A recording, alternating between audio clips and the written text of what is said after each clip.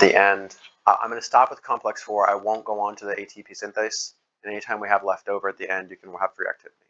Okay. Okay. So we have now created a reduced form of cytochrome C, right? So electrons started either at NADH or succinate, FADH2, passed through complex 1 or 2, passed through complex 3, which accepts electrons from coenzyme Q, and then gives them one at a time to cytochrome C.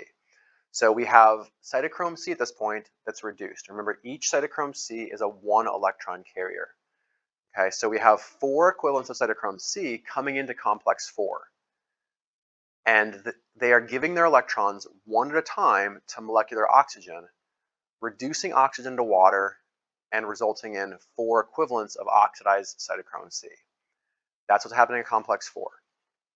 Okay, again, to orient ourselves to this image, on the top up here, where we see our copper site shown, this is going to be the inner membrane space, and on the bottom is the matrix. Okay, in this protein, we have 2 types of cofactors. We have 2 important types of iron transport sites. We have copper sites and we have iron sites. Okay, the copper sites come in 2 different forms, which I think are in the next slide here. Yeah, so they come in 2 different forms. They come in a binuclear copper A site. So binuclear meaning there's 2 coppers that are energetically, electronically linked. Okay, and that's important because that, again, is tuning the reduction potential so that the electron transport from one cofactor to another is favorable, right? So this copper A site is binuclear. There are 2 copper atoms that are electronically linked. We have another copper site called the copper B site, which is in very close proximity with our heme A3 site. Okay, and in fact, this site right here, the space between the copper atom and our copper B site and the iron of heme A3, that's the active site. That's where oxygen binds, and that's the place where oxygen gets reduced to water. Okay, and the last cofactor we see over here is a heme A. Okay, so the idea here is that electrons come in from cytochrome C. They're passed first through the copper A site, then to our heme A site, then to the heme A copper B site, which is the active site. Okay, in this process, we are taking 4 protons from the matrix, pumping it out into the inner membrane space. And we're also taking 4 more protons, which we call substrate protons, because they are given to oxygen as part of the reduction to water.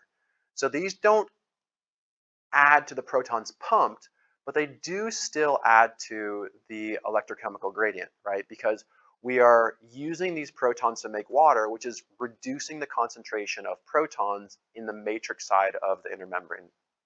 Okay, so despite the fact they're not pumped, they still do contribute to our proton gradient.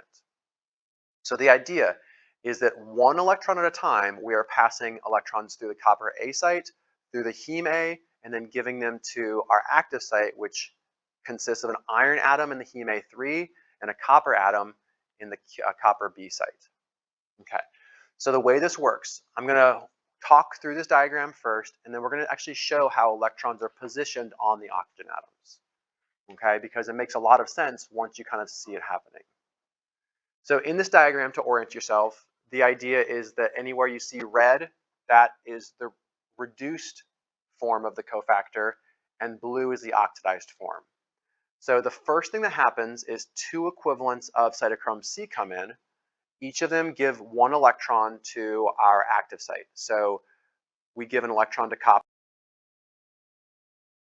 to the +1 state. We then give an electron to the iron, reducing iron 3 to iron 2. Okay? Once it comes back up, you'll see that those electrons are then given to oxygen, right? So oxygen comes in, and as oxygen comes in, it oxidizes these metals. They result back in the +3 and the +2 states respectively. And those electrons are given to oxygen, which ends up giving us a peroxide bridge. So the oxygen goes from a double bond between the two atoms to a single bond between the two atoms. And again, in a second here, I will walk you through how this happens. In the next step, 2 more electrons come in from cytochrome C. One at a time, they're passed through our prosthetic groups, and one at a time, they are given to the oxygen atoms to reduce them to hydroxide. So at this point, each oxygen is fully reduced. It's now, they're present as hydroxide at the active site, still coordinated to the metals. So the last thing that happens is a couple more protons come in, substrate protons. They're given to the hydroxides, and the hydroxides are released as water.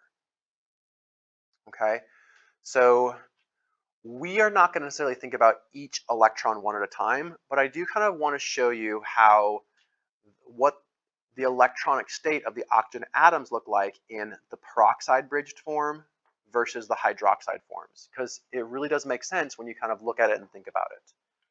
Okay, so we start off with molecular oxygen, right? And we know oxygen looks like this. It enters into the active site, and remember, at this point where it enters, iron has an extra electron and copper has an extra electron. So the idea is those extra electrons are given to each oxygen atom. Okay, so if you kind of think about it, this bond gets split at this point. One electron goes over to this oxygen, one goes to this oxygen. And then another electron comes in to each of these, one of them from iron, one of them from copper. And we end up with an oxygen that has a single bond. Each of them still have a lone pair, right? So right now I've drawn the electrons that we started off with in this bond right here,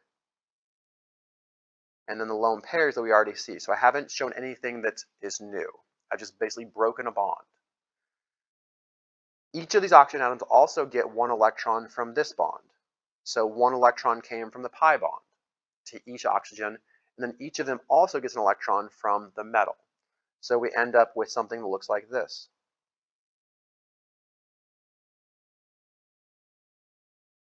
A peroxide. Oxygen, single bond between the two oxygen atoms, each of them carry a negative charge. Okay? One of the electrons in that third lone pair came from the double bond, and one of them came from the metal, which ultimately came from cytochrome C. Make sense? Okay. In the next step, we have 2 more electrons that come in. So again, you can think about this as splitting this. So we split this bond. One electron goes in each direction.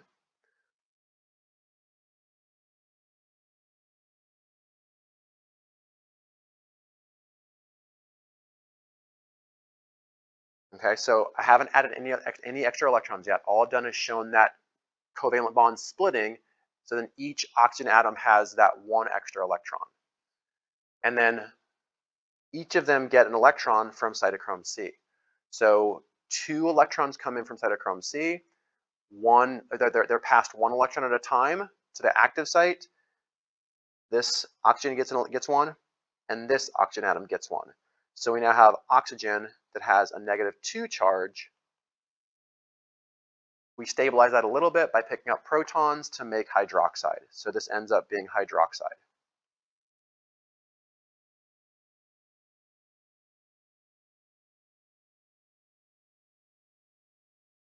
Okay, so think about, right, every time you add 2 electrons, each oxygen gains a new lone pair.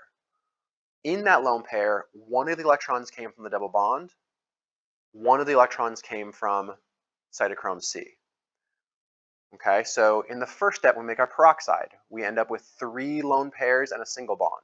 Again, one of the electrons in the new lone pair came from the double bond, the other one came through the enzyme from cytochrome C. The same thing happens in the next step when we make hydroxide. Questions about that?